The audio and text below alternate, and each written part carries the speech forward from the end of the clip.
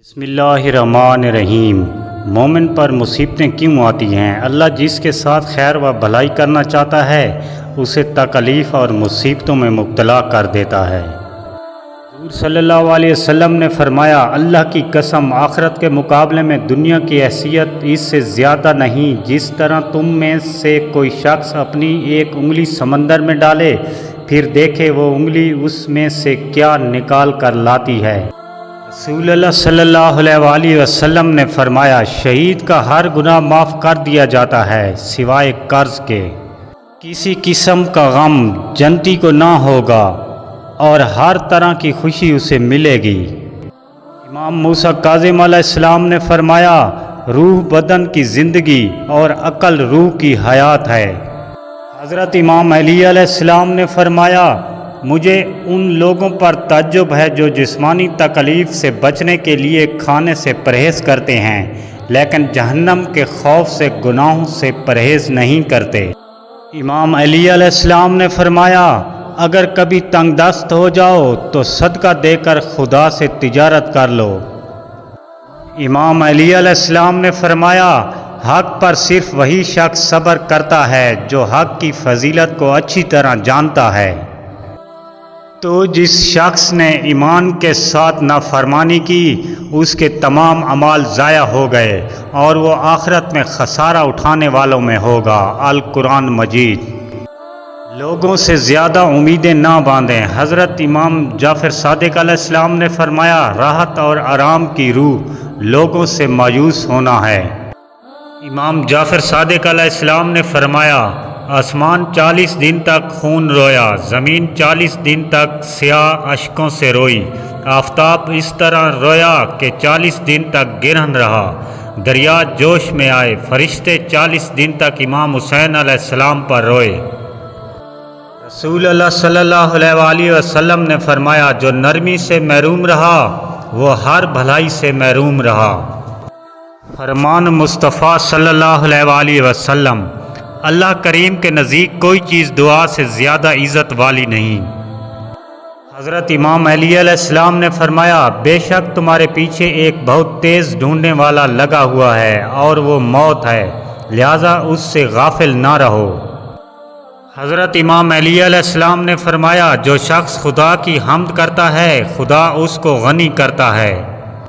حضرت امام علی علیہ السلام نے فرمایا، صدقہ سے اپنے ایمان کی نگہداشت اور زکوٰۃ سے اپنے مال کی حفاظت کرو اور دعا سے مصیبت و مبتلا کی لہروں کو دور کرو۔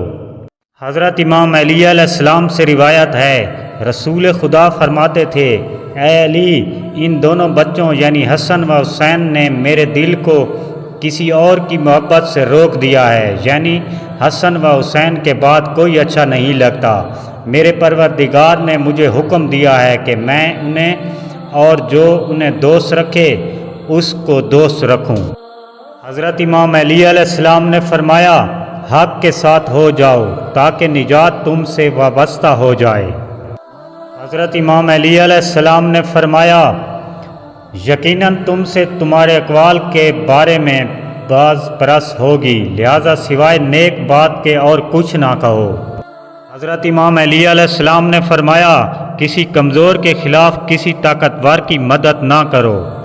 حضرت امام علی علیہ السلام نے فرمایا، مجھے اس شخص پر تعجب ہوتا ہے جو یہ جانتا ہے کہ اعمال کے لیے جزا ہے اور پھر بھی وہ اپنے عمل کو نہیں سنوارتا ہے۔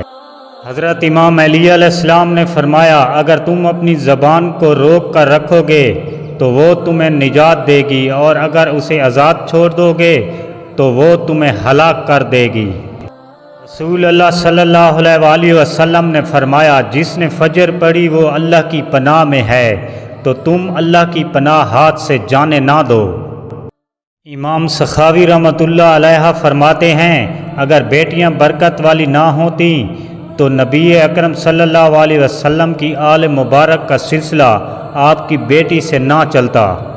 حضرت امام علی علیہ السلام نے فرمایا، یقیناً جھوٹ انسان کو بد کرداری کی طرف لے جاتا ہے اور بد کرداری آدمی کو جہنم میں پہنچا دیتی ہے۔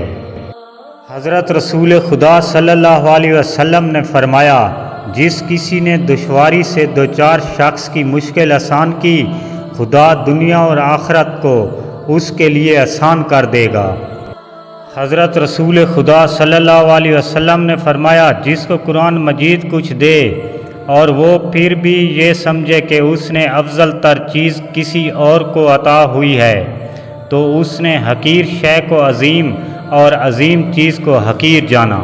حضرت رسول خدا صلی اللہ علیہ وسلم نے فرمایا، میں نے ایک شخص کو جنت میں گھومتے ہوئے دیکھا جس نے ایک درخت کو جو لوگوں کے راستے میں ان کے لیے اذیت کا باعث تھا کاٹ ڈالا تھا۔ حضرت امام جعفر صادق علیہ السلام نے فرمایا، جو شخص شب جمعہ اپنے 10 دینی بھائیوں کے لیے دعا کرے، اللہ اس پر جنت واجب کرتا ہے۔